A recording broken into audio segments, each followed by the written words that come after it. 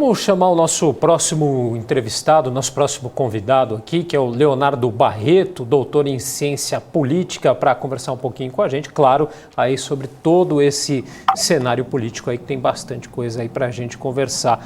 Tudo bem, Leonardo? Uma boa tarde para você. Tudo bem, uma boa tarde, um prazer estar aqui com vocês. Prazer é nosso. Leonardo, vamos começar falando aí sobre esse mais novo levantamento aí que a gente tem do Datafolha, né, em relação às eleições. E o eleitor evangélico aí que tem uma clara preferência aí bolsonarista, né? Embora a pesquisa do Datafolha aí tenha apontado que Lula pode vencer no primeiro turno, os eleitores evangélicos ainda preferem Bolsonaro. De acordo com o levantamento, Lula tem 28% aí das intenções de voto entre os evangélicos contra 36% do atual presidente, né? Entre os católicos, o petista leva a melhor aí, tem 42% dos votos contra 20% de Bolsonaro, né? O quanto que Bolsonaro vai precisar aí se desdobrar para conseguir atingir outros grupos religiosos aí, na sua opinião? Bom, primeiro eu acho que é importante dizer que esse levantamento do Datafolha, tanto a pesquisa que nacional, quanto as pesquisas estaduais que foram divulgadas hoje, né, além de São Paulo, vai sair Minas também, se não me engano, Rio, elas são pesquisas que não estão conversando com outras pesquisas, tá? O valor do Datafolha está discrepante com outros levantamentos. Dito isso, em que dimensão, em que escopo, né? A gente faz um levantamento aqui na consultoria, trabalhando apenas com pesquisas estaduais, né, aquelas pesquisas que o pessoal coloca nos estados e coloca uma pergunta para o presidente lá, compilando esses estudos que são publicados quase todos os dias nos estados, né?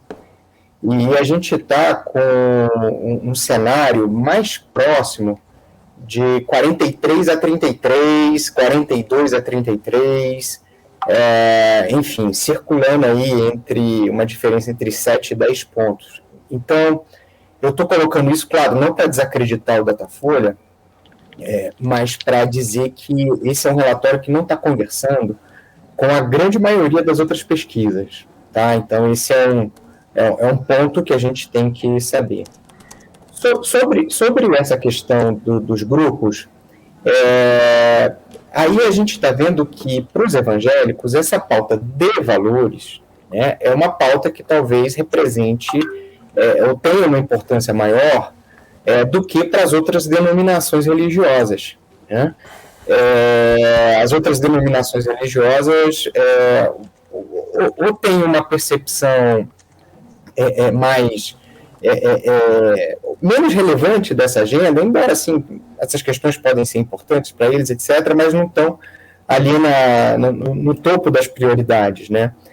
Isso fala mais sobre essa conexão de agendas. Então, assim, eu não acredito que Bolsonaro, ao radicalizar talvez a sua pauta de costumes, né, que já é bastante agressiva, vamos dizer assim, ele vai obter preferências em outras denominações religiosas. Eu acho que isso depende, talvez, até mais do Lula errar, né? Por exemplo, se apresentar como um representante de pautas mais progressistas, né? Falar ou, digamos assim, escorregar em temas mais polêmicos, do que propriamente eu acho que o Bolsonaro tem algo a fazer aí para recuperar espaço nessas denominações religiosas, né? Eu acho que quem considera isso como um fator de voto, né, que é principalmente os eleitores evangélicos, isso já está sendo manifestado, né, já está colocado, não compõe ainda uma maioria da população, né, então eu acho que esse cenário é um cenário que já tá dado, né, não acho que uma radicalização em pautas conservadoras possa atrair ainda mais eleitores de denominações religiosas. Agora, Leonardo, deixa eu perguntar uma coisa, né? O que você acha, qual você acha que vai ser o impacto político aí nessa crise em relação ao presidente, o ex-presidente agora da Caixa, né? O Pedro Guimarães aí, essa denúncia, né, horrorosa, né, de assédio sexual, né, na Caixa. Qual que você acha que pode ser o impacto para a imagem do atual presidente da República, Jair Bolsonaro, né, poucos meses antes da eleição? Olha, eu acho que reforça, ou pelo menos enterra, né, uma estratégia que o núcleo de campanha do presidente Bolsonaro identificou como sendo importante, de tentar remodelar a sua imagem perante o público feminino, né? Os eleitorados onde o Bolsonaro tem mais fragilidade são mulheres, eleitores com menor grau de instrução e eleitores mais pobres. Então, assim, as mulheres aí, nesse caso, ligados a uma perspectiva de que o presidente é misógino e preconceituoso, e isso havia uma estratégia, inclusive, de colocar, né, a Michele Bolsonaro, primeira-dama, na frente da televisão, na frente das câmeras, para ajudar a recuperar um pouco dessa imagem, mas isso não aconteceu ainda, e esse caso da Caixa Econômica do presidente Pedro Guimarães, que, como você falou, é um caso horroroso, reforça ainda mais essa perspectiva do presidente como sendo um político pouco afeito ao público feminino, né? Eu acho que compromete as estratégias nesse sentido. Agora, Leonardo, teve uma escolha, inclusive, você acabou de falar aí da estratégia de talvez, né, eles conseguirem colocar a Michele Bolsonaro, queriam colocar a imagem de uma mulher. Será que isso pode ter impulsionado, inclusive, nessa decisão por uma agora mulher diretora na Caixa Econômica Federal? E mais, eu queria saber da tua opinião, né? Como que você avaliou essa escolha, essa indicada presença da Caixa, né, visto essa iminente saída aí do Pedro Guimarães? Eu acho que duas coisas. A primeira, sim, acho que o fato da Daniele estar disponível, né, foi um grande achado, né, foi uma grande oportunidade que o presidente teve, e ele aproveitou para tentar minimizar um pouco o desgaste ocorrido. Agora, uma coisa muito interessante é que nesse final de governo, né, que a gente ainda não sabe se vai ser renovado ou não, a gente tem um crescimento da influência do Paulo Guedes em outras áreas, né? Então, por exemplo, um assessor dele se tornou ministro de Minas e Energia, um outro assessor se tornou presidente da Petrobras, né? Agora um outro assessor presidente da Caixa Econômica. Há 2 meses o pessoal dizia o ministro Paulo Guedes não tem força, o ministro Paulo Guedes não está desprestigiado, e todas essas crises, né, todos esses problemas foram ocupados por pessoas da sua assessoria, né? Por um lado, isso indica uma força do ministro, né? Mas isso deve ter um impacto transitório se o presidente Bolsonaro for reeleito. Eu acho que uma vez que se isso acontecer, aí a coalizão de partidos vai querer redividir, né, esses espaços de poder. Mas, de toda forma, a gente tem aí uma última demonstração de força, né, do Paulo Guedes, oferecendo assessores seus para ocupar diversos cargos chaves na administração econômica do país.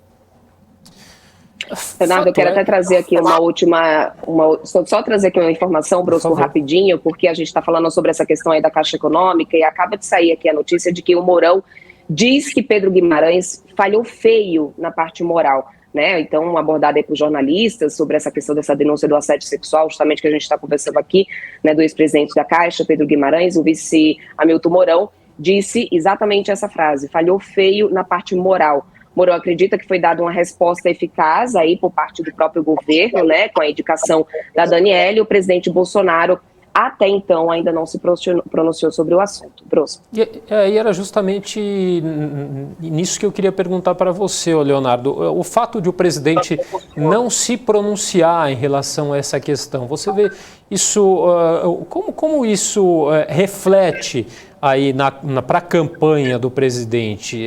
Acaba sendo uma atitude ali ponderada, que acaba tendo um efeito positivo, ou acaba desgastando ainda mais a imagem do presidente? Olha, ele deveria ter se pronunciado, né? E talvez pudesse até ter agido de uma maneira diferente, exonerando, ao invés de demitir a pedido, né, o presidente da Caixa, Pedro Guimarães. O problema é que, primeiro, o presidente Bolsonaro ele não tentou, para valer, se reposicionar nessa questão da dificuldade de popularidade com mulheres, né? Ele não entra nisso. E esse evento não o motivou a fazer, né? Não fez. Então, assim, a sensação que existe é que, embora essa agenda esteja claramente identificada pelas pesquisas, o presidente Bolsonaro tem dificuldade de entrar nisso, né? Ou não considera importante ou não consegue, né? Acho que esse é um ponto. Tem uma coisa de bastidores aqui, que é a seguinte: o Pedro Guimarães ele é considerado por todo mundo um fio desencapado, né? Uma pessoa muito impulsiva. Esse tratamento dispensado aos funcionários da Caixa é um tratamento que já tinha sido relatado por empresários também, em reuniões com setores. Então, até que ponto também o presidente Bolsonaro não precisou administrar o Pedro Guimarães, né? Então, para que ele não fizesse outros estragos. E ele tem histórico disso, né? Já tem 2 ex-assessores que saíram atirando. A gente se lembra, o mais recente é o Abraham Weintraub, né, o ex-ministro da Educação. Então, talvez isso tenha que ter sido administrado também, né?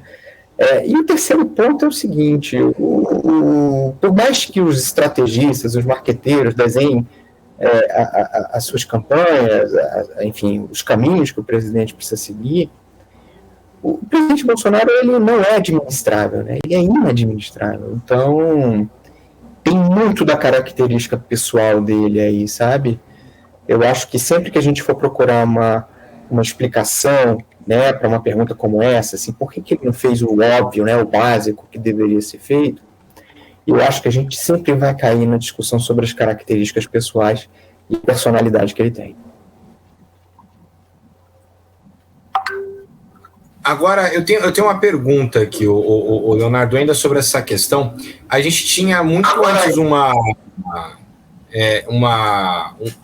questionamento, né, uma dúvida de quem seria o vice na chapa do Bolsonaro, que antes parecia que o óbvio seria o Braga Neto, tanto é que o próprio Bolsonaro sempre falou isso, né? Não, é o Braga e tal, sei lá quantas. Só que a Tereza Cristina vinha ganhando força, né, nas últimas semanas, justamente por conta dessa estratégia da equipe de ter ali, né, um approach maior com o público feminino, né? Até porque ela né, tem amizade com muitas pessoas dentro de Brasília ali e tal.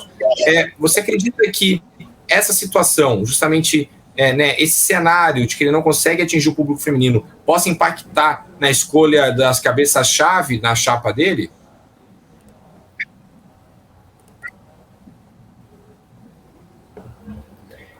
Olha, deveria, né?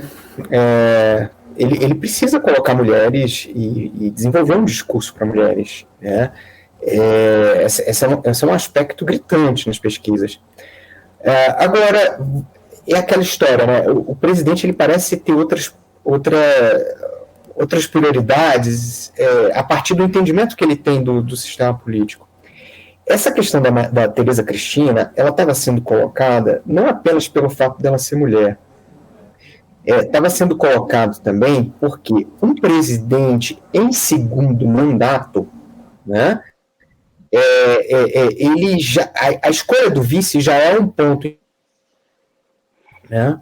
A Tereza Cristina, então, seria uma política importante localizada ali na sucessão, a depender de como o governo, vamos imaginar que o segundo governo vai muito bem, né? Você teria uma pessoa do centrão ali para a sucessão. Mas tem um outro aspecto também importante, que é o seguinte: o presidente Bolsonaro ele tem uma lógica de sobrevivência, né? Antes de discutir as chances dele na próxima eleição, ele não confia no sistema político, não confia nos seus aliados.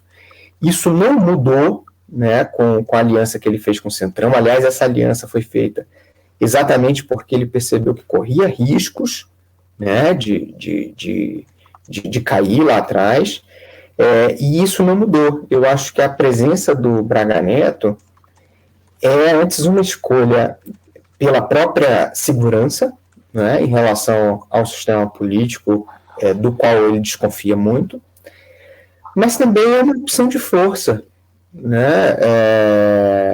Ele coloca ali os militares, mantém os militares na vice, né? E um militar que era ministro da Defesa até pouco tempo atrás, né? Então é uma decisão de força também, de manter os militares na narrativa política dele. Eu acho que esses foram os motivos mais importantes para ele manter essa decisão do Braga Neto como vice. Tá certo, Leonardo. Eu queria agradecer, então, a sua participação aqui com a gente. O Leonardo Barreto, aí, doutor em ciência política, aí, fazendo uma análise do cenário político atual. Muito obrigado, viu? Eu que agradeço, gente. Um abraço.